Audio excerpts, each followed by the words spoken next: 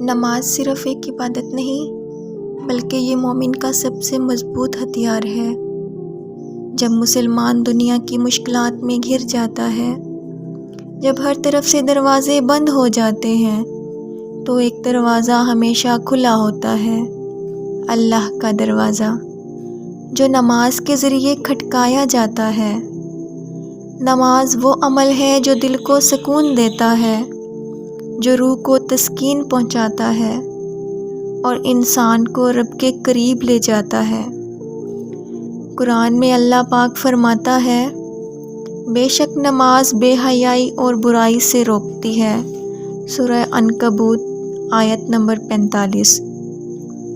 ہم روزانہ 5 مرتبہ اپنے رب کے سامنے جھکتے ہیں، مگر سوال یہ ہے، کیا ہم دل سے جھک رہے ہیں؟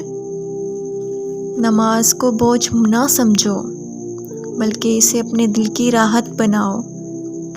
فجر کی ٹھنڈی ہوا میں سجدہ دل کو تازگی دیتا ہے۔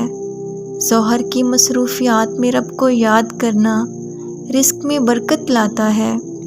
عصر کے وقت کا سجدہ زندگی کو سکون دیتا ہے۔ مغرب کے وقت رب سے بات دل کو روشنی دیتی ہے، اور عشاء کے وقت رب سے راز و نیاز ساری تھکن کو ختم کر دیتی ہے۔